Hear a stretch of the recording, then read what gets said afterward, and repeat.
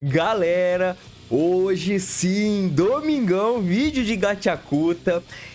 Curta e compartilha esse conteúdo porque é aniversário da minha mãe, todos saíram e eu estou aqui gravando o Gachakuta pra vocês, rapaziada. Sabe por quê? Porque o anime estreou hoje, mas não estou aqui pra falar do anime. Quer dizer, estou, mas a ideia é pegar gancho do mangá porque tivemos coisas diferentes no primeiro capítulo. Tivemos diferenças e diferenças essas que fazem sim muito sentido na história do mangá, principalmente relacionado com Tanzi, e eu vou comentar aqui com vocês o que eu acho sobre tudo isso, beleza? Certamente é uma teoria e essa teoria indica que tudo já estava planejado para ferrar o Ludo. Agora, o porquê?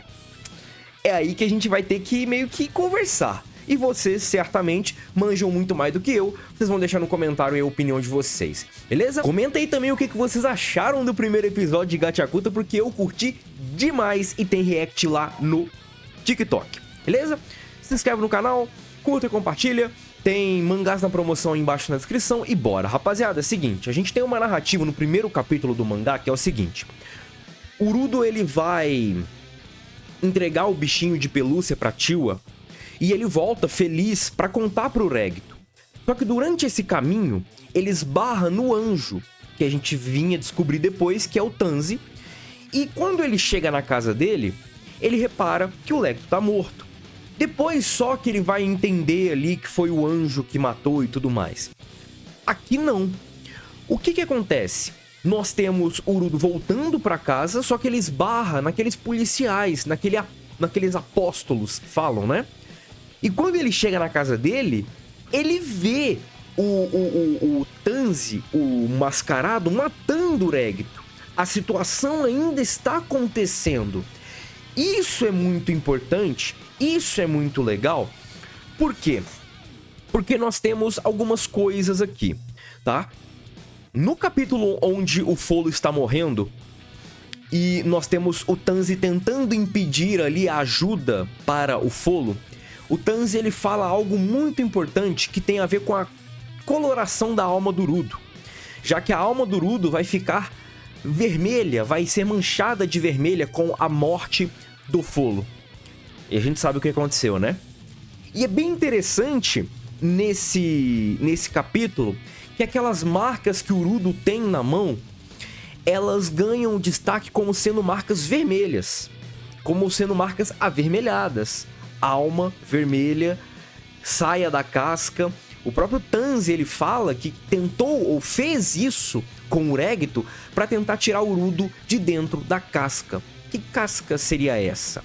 E certamente a gente questiona a relação dele com a série de Vigia. Afinal de contas, ele pegou a bota da Amo, ele pegou o livro do Regito, que também faz parte da série de Vigia, e ele tem ali alguma ligação com o Urudo.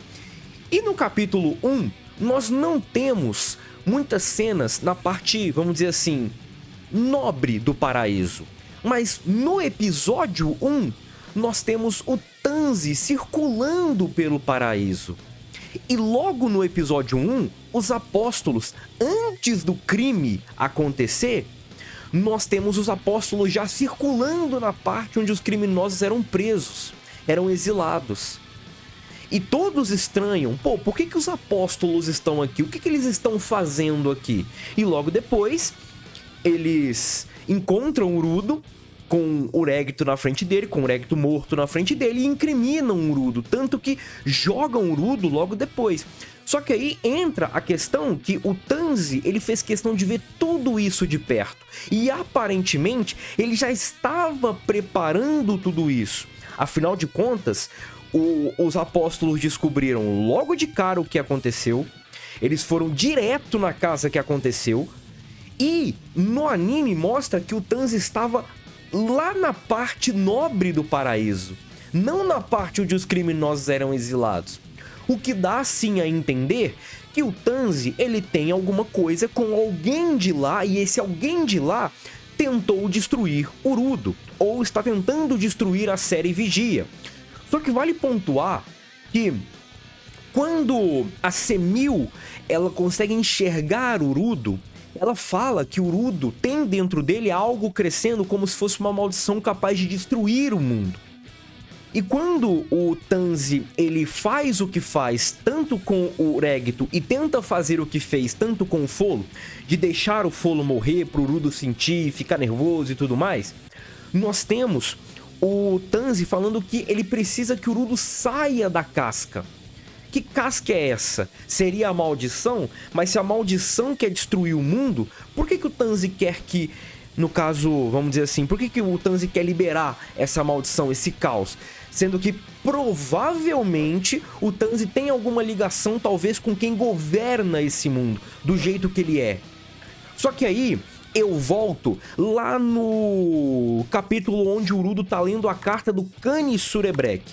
Só pontuando, o Kani Surebrek, ele não é pai do Urudo, ele é ancestral do Urudo. São coisas diferentes que podem sim meio que talvez trazer até pensamentos diferentes por conta da diferente geração que cada um viveu.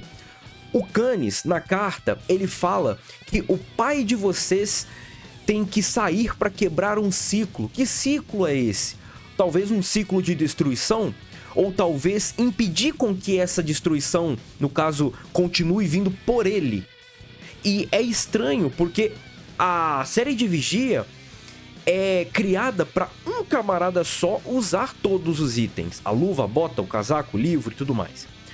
Só que quando o Tanzi ele fez o que fez, a gente tem o Tanzi olhando pro Urudo, entendendo que o Urudo só tem um item.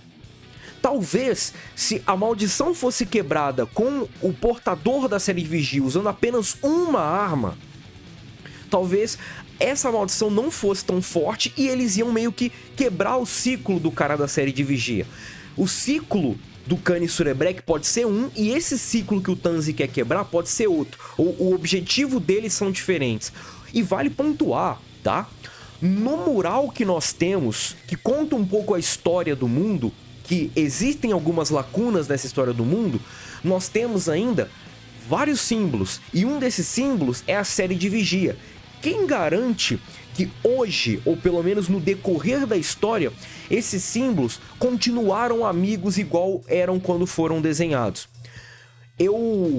Numas reviews para trás, eu falei um pouco sobre essa questão de talvez cada totem que foi desenhado no mural dos conjuradores, cada símbolo que aparece ali ao lado da série de Vigia, ele tenha talvez uma era, um privilégio talvez de acordo com qual governante vai assumir. O governante da série Vigia vai dar privilégio para algumas pessoas, o governante dos outros símbolos pode dar um privilégio para outras pessoas. E por que eu falo governante da série Vigia? Porque quando a Noerd ela cai ali da besta mosqueada, ela fala, ou dá a entender que a besta mosqueada, que o totem lá que tá meio que separando os mundos, né, o abismo do paraíso e tudo mais, é a série Vigia. E o Mimo, recentemente, ele fala que o mundo perdeu o seu governante. E, aparentemente, o governante ainda não voltou. Por que não voltou? Porque ele não teve capacidade de voltar ainda, não teve ninguém capaz de retornar com ele, ou pode ser isso também, mas tem alguém impedindo com que ele retorne de forma completa, que pode ser o Tanzi. A gente não sabe, o que me pega nessa teoria é que a gente não sabe ainda o tamanho da importância do paraíso para essa história, no sentido de, tipo assim, é só um vilão grande? Ou no paraíso todo mundo pensa diferente? Tem várias famílias grandes e cada um pensa de um jeito. Pode ser que o Tanzi ele não esteja atuando diretamente para o paraíso, mas sim para uma família do paraíso. Entende? Por isso que talvez ele queira destruir.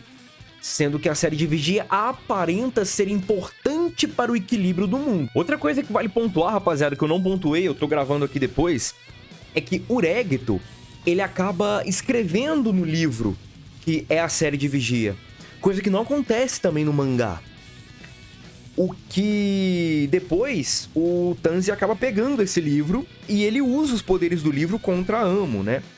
O que pode talvez indicar que os donos do mundo, os governantes desse mundo, vamos dizer assim, talvez os governantes errados desse mundo, eles queiram meio que transformar a série de Vigia, que é algo importante para quebrar esse mundo que eles querem que exista, ou querem que seja o normal.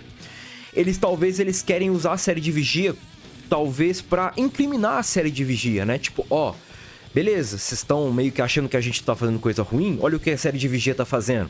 E eles são contra a série Vigia. Enfim, só alguns detalhes aqui que eu vim para acrescentar no vídeo, beleza? Afinal de contas, tem talvez alguma correlação com a referência do cão demoníaco da mitologia grega, o Cerberus, né? Que é um guardião ali dos portões do submundo. Interessante isso, né? Bom, enfim, o que deu a entender nesse episódio é que o Tanzi, ele está sim planejando algo com Rudo, mas por conta de alguém mandando ele fazer.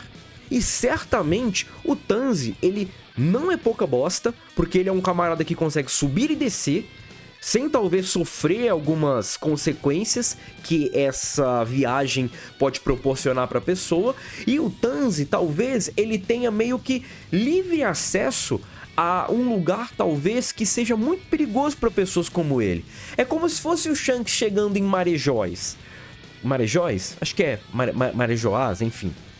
Quando ele quis falar sobre um certo pirata, né? É como se fosse essa vibe aí do Shanks chegando lá pro governo mundial. Um pirata chegando pro governo mundial. Então tem algo aí, e com certeza o Tanzi é sim um personagem pra gente ficar, mas muito de olho a partir de agora. Principalmente depois desse episódio magnífico que aconteceu hoje, domingão. Nossa, cara, finalmente temos anime entre nós. Rapaziada, é isso. Essa semana aí vai ter mais conteúdos relacionados a Gachakuta. E é nóis. Segue aí, tamo junto e fui.